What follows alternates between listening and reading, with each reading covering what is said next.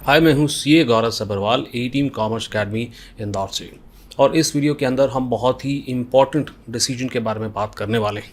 वो है कि क्या हमें सीए छोड़ करके एसीसीए की तरफ मूव करना चाहिए। Let's get started. Welcome to career Tuesdays season 3.0। यहाँ पर हम लगातार करियर से रिलेटेड अनबायस्ड वीडियोस बनाते हैं।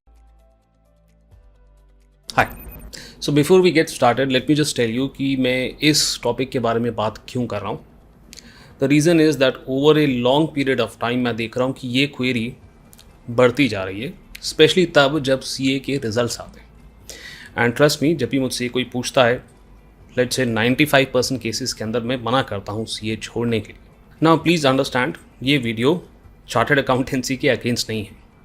ये आप कह सकते हैं एक सिंबॉलिक वीडियो है, क्योंकि चार्टर्ड अकाउंटेंसी को लेकर के हम बहुत ही इमोशनल होते हैं। Including my self, class 10th से ही मैंने डिसाइड कर लिया था कि मुझे सीए करना है। I was so emotional about that decision कि उसे छोड़ने की बात दिमाग में भी आना, रोंगटे खड़े हो जाते थे, राइट। बट ट्रस्ट मी, ऐसे और भी कई सारे डिसीजंस होते हैं। जैसे कि अपने पैशन को हम फॉलो कर रहे हैं और वहाँ सक्सेस नहीं मिली, भले ही वो कोडिंग हो, पेंटिंग हो, या फिर हम गवर्नमेंट एग्ज़ाम्स की पूरी जी जान लगा करके प्रिपरेशन कर रहे हैं क्योंकि हमारे ख़ानदान में हर कोई गवर्नमेंट जॉब कर रहा है और हमारा एग्ज़ाम क्लियर नहीं हो पा रहा है। ये एक सिंबॉलिक क्वेश्चन है, क्योंकि इन डिसीजंस के लिए भी हम बहुत इमोशनल होते हैं। और इसीलिए सीए जैसा डिसीजन कि भाई सीए को छोड़ करके हम मूव आउट कर जाएँ, या तो वो स्टूडेंट्स के लिए और उनके पेरेंट्स के लिए, या दोनों के लिए ही बहुत ही टफ डिसीजन होता है। तो ये एक सिंबॉलिक वीडियो है, ऐसा आप कह सकते हैं। बट फिलहाल हम वापस आते हैं अपने इस डिस्कशन की तरफ, जिसके अंदर मैं सबसे पहली बात ये करना चाहता हूँ कि कौन से सिनेरियो में आपको चार्टर्ड अकाउंटेंसी छोड़ देना एक बेटर डिसीजन होगा। अभी हम ये नहीं बात करें कि एसीसीए करना चाहिए कि नहीं करना चाहिए। अभी तो हम ये कह रहे हैं कि कौन से सिनेरियो के अंदर सीए छोड़ना आपके लिए सही रहेगा। नाउ एक जनरल रूल पहले मैं आप लोगों से शेयर कर देना चाहता हूँ। आप कोई भी कोर्स कर रहे हो, जैसे कि मैंने अभी कहा, कोडिंग कर रहे हो, पेंटिंग कर रहे हो, या किसी भी टाइप का आप कोर्स कर रहे हो, या किसी भी फील्ड में आप हैं, ऑलरेडी जॉब भी कर रहे हैं, 7 साल आपको उसे देने चाहिए मैक्स टू मैक्स। अगर उस 7 सालों के अंदर आपको सक्सेस नहीं मिलती है, then probably that field is not for you. अब ये 7 साल का एग्जैक्ट फिगर क्यों है?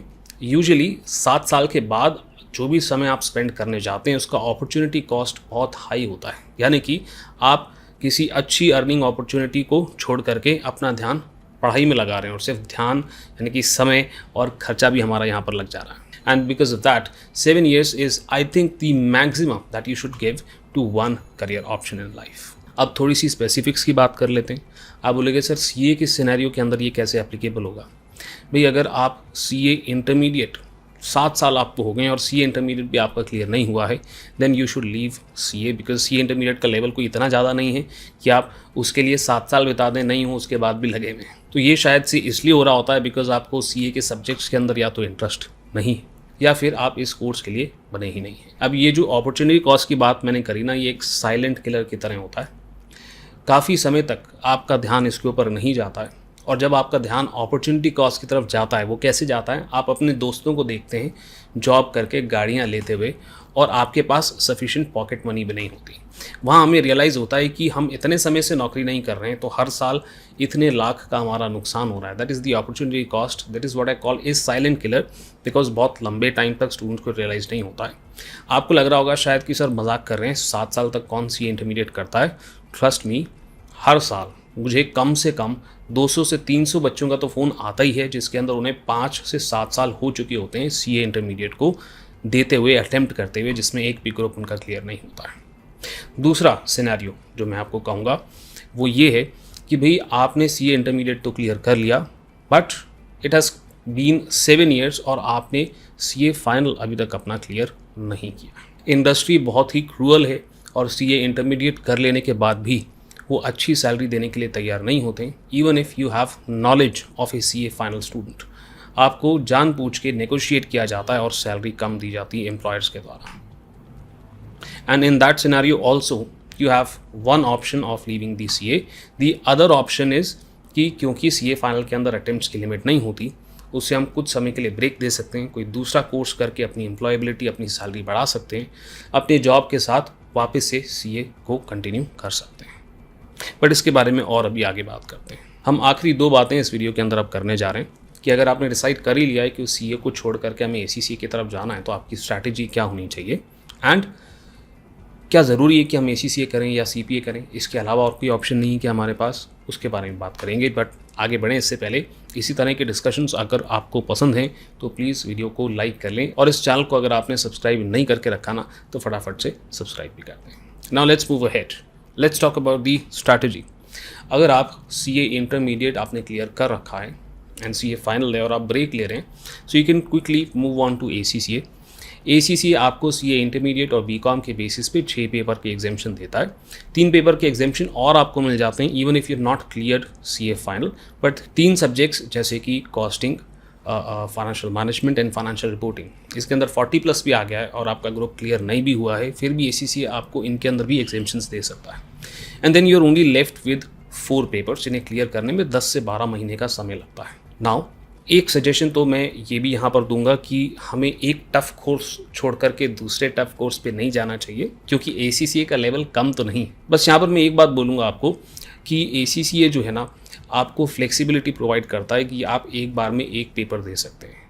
तो ये डेफिनेटली बहुत बड़ा रिलैक्सेशन हो जाता है as compare to chartered accountancy, जहाँ पर आपको एक बार में कम से कम 4 पेपर प्रिपेयर करने होते हैं। एंड इसीलिए chances of success increases incredibly, and same goes for CPA also. अब ये स्ट्रैटेजी से पहले ना एक बड़ा क्रूशल स्टेप आता है। वो क्रूशल स्टेप ये आता है क्योंकि CA को लेकर के हमारे पेरेंट्स इमोशनल हैं, हम इमोशनल हैं, और आसपास की जो जनता है जिनसे हमें कोई लेना देना भी नहीं है वो भी इमोशनल रहती है। आपसे सवाल पूछे जाते हैं कि आपने CA छोड़ दिया क्या, क्यों? तो ऐसे लोगों से निपटने के लिए और अपने पेरेंट्स को कैसे आप कन्विंस कर सकते हैं ACCA करने के लिए CA छोड़ करके, एक वीडियो मैंने बना रखी है, डिस्क्रिप्शन के अंदर लिंक दे रखा है। Just have a look and see for yourself how you can do that. Now हर सिनेरियो के अंदर CA छोड़ करके ACCA या CPA की तरह जाना अच्छी बात नहीं होती। वो कौन से सिनेरियोज हैं उसकी भी बातचीत कर लेते हैं। नंबर 1 इज़ कि आपको CA के सब्जेक्ट्स के अंदर इंटरेस्ट ही नहीं है, उस फील्ड में ही इंटरेस्ट नहीं है। That means you don't want to go into accounts and audit. In that scenario आपको ACCA या CPA ऑप्ट नहीं करना चाहिए, बिकॉज वहाँ पर आप वही सब्जेक्ट्स दोबारा पढ़ने वाले हो, तो क्यों टॉर्चर करना अपने आप को। इन that scenario my recommendation is कि आप ऐसे शॉर्ट टर्म कोर्सेज के लिए जाएँ जो जल्दी हो जाते हैं, आपकी एम्प्लॉयबिलिटी बढ़ा देते हैं, जिन्हें क्लियर करना भी थोड़ा आसान होता है। ये आपका एक कॉन्फिडेंस बढ़ा देगा, राइट, शॉर्ट टर्म के अंदर, और आपको करियर के अंदर थोड़ा सा ग्रोथ भी दे देगा। आप कमाना शुरू कर देंगे। Once you are done with that you can finance your further career options. तो आप इवेल्युएट कर सकते हैं कोर्सेज लाइक CA में US, फाइनेंशियल मॉडलिंग, और इवन CIE में UK, बिकॉज CIE में UK cost and management accounting के अंदर है, और यहाँ पर भी आपको CA और ग्रेजुएशन के बेसिस पे बहुत सारे एग्जाम्पशंस मिल जाते हैं। बहुत ही कम समय में आप इसे भी कंप्लीट कर सकते हैं, और ये थोड़ा डिफरेंट फील्ड से है, मैनेजमेंट अकाउंटिंग फील्ड से, राइट। एंड मैं ऐसा नहीं कह रहा हूँ कि भाई आप सिर्फ कॉमर्स की फील्ड में जाएं, आप चेक करें आपका पैशन क्या है, और अगर आपको लगता है उस पैशन को आप प्रोफेशन में कन्वर्ट कर सकते हैं, so you can go for that as well. अगर आप इसी डिसीजन में फंसें तो आई होप कि इस वीडियो से आपको कुछ थोड़ा सा रिलीफ मिला होगा, ये सुन करके कि कोई तो कह रहा है कि हम इतना बड़ा डिसीजन ले सकें लाइफ के अंदर, उसका एक सिस्टमैटिक तरीका क्या हो सकता है। आई एम श्योर अभी भी आपके काफ़ी सारे सवाल होंगे इस एरिया से रिलेटेड। प्लीज़ कमेंट सेक्शंस के अंदर मुझे बता दें। आपके कोई ऐसे दोस्त हैं जो इसी डिसीजन के अंदर फंसे हैं तो उनके साथ इस वीडियो को शेयर करें, और अभी तक इस चैनल को अगर सब्सक्राइब नहीं किया है तो कर लो। मिलता हूँ मैं आपसे अगली वीडियो के अंदर, अभी के लिए इतना ही।